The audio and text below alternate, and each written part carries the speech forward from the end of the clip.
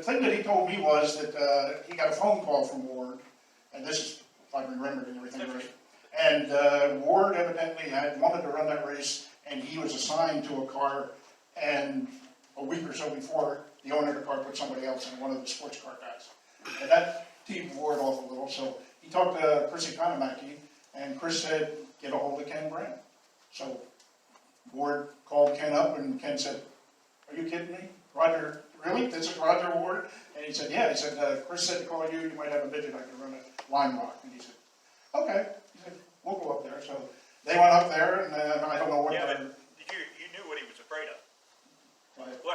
Roger was an Indy winner, of course, and he was afraid he couldn't afford to pay Roger. Okay, what Roger wanted. Now Roger, being the national champion, I think he had a $500 guarantee just to show up, and they worked out a percentage deal. And after the race was over, Roger was so happy, he just told Kenny just to keep the whole purse. He didn't want any of it. Yeah, he said he was so happy he beat all them sports car guys.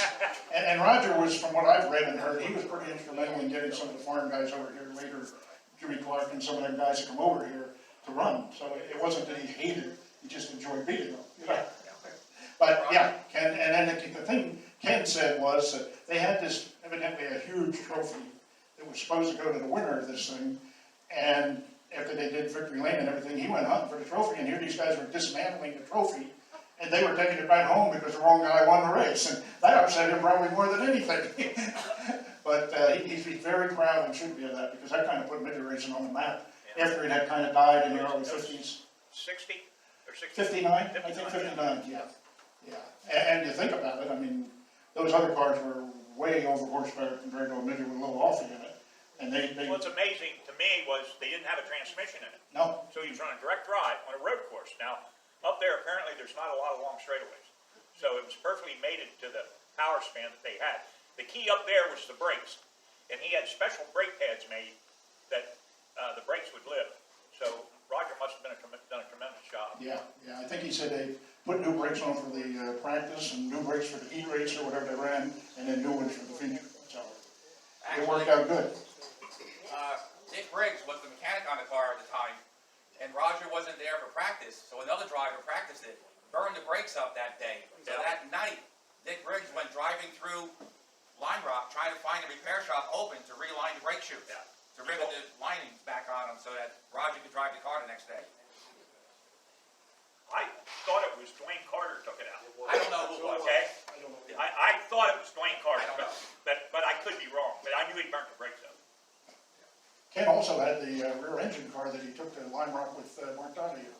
And he tells a story that this guy walked into his shop in the middle of the week and said, I'm Mark Donahue, I'd like to run your car at Lime Rock. And Ken said, I'd never heard of this guy. So he said, well, okay, he had road course experience and stuff, so he said, okay. So they took him up and Donahue won the race. And at that point in time, he had been running SCCA and he was considered an amateur because he hadn't accepted any pay for winning or anything. And they said, Ken said that he's over there in Victory Lane talking to everybody, and I forget, it might have been Caruso. I think Mike Caruso, he said, came up to him and said, who's this kid? He said, his name's Donahue. He said, he came in my shop. I don't know. He said, hey, but he's an amateur, so I get all the money. And Donahue heard it and said, I just turned pro, Ken, I want my money. So he's had some great things that happened to him with some of the biggest names in the sport, which made him one of the biggest names in the sport. So it's a privilege to know that man, and I'm glad I've gotten to know him. When I was a kid, I was born in '50, and my father and grandfather took me to the midget races at Hatfield in the Grove, and I remember his cars, like Engelhardt said, his and Hickey's cars with the chrome and the gold leaf and everything. I mean, that's really what got me hooked on that stuff, and they both ran great. I can understand why everybody wanted to be in one of those cars. He did everything right as far as, he won like the first 4 or 5 races when he got into modifieds with Oski. Yeah, and then his sons both did well in the cars.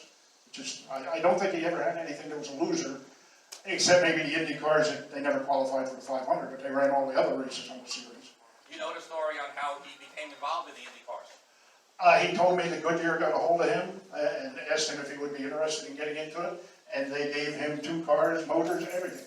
He said, I didn't take a dime out of my pocket, and we went Indy racing. That tells you something about what they thought about Ken Brenn. Right. Good. Good. I'm stealing it from you. Okay, thank you. Okay, since Ken is not going to be able to be here, we have Ron here. Ron, I'd like to give you this to pass on to Kenny. Also, these are our posters and our plaques and stuff. You can take them along. If the family wants more, you know, they can have them. Make sure that you get one of the flyers. Pardon me, here, I have some here. They tell a really nice story of Stan and also of Kenny. If you don't get one, you can get them up at the museum. Also, there are a few posters available, a few up at the museum.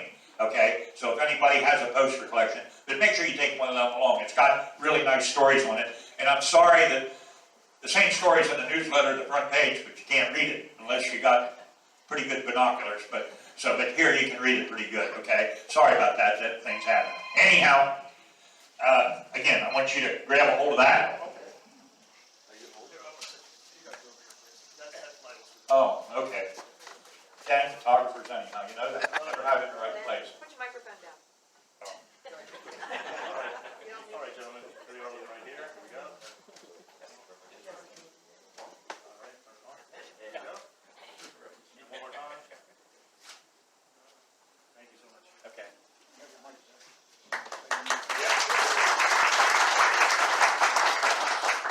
As I said before, there is no stand-in for Ken, but I'm happy I can be here to accept this for him. I'm glad to hear that he's doing better. And we will get this stuff to him, and I want to, on his behalf, thank EMMR for giving him that title as General, what was it that he is? Grand Marshal. Grand Marshal, I'm sorry, wrong G. And I will make sure he gets this stuff through the Well, it's family. better than being the other one. Yeah. Not any, oh, yeah, you know, oh, yeah, hand it off. I had some people that came up and made some suggestions about who we should do as, you know, the reason we started the Grand Marshals is if you're our honoree, that means you're no longer with us. And that's the list none of us want to be on, okay? But Grand Marshal or somebody that's still here that's been very productive and helpful to us as long as, and racing also. And of course, Kenny fit that really good. And him being such a good friend of Stan's, he was a perfect choice for this, okay? Thank you. Thank you. Well, I see the Lotus family arrive. Do we have a spokesman? I need a spokesman. Come on,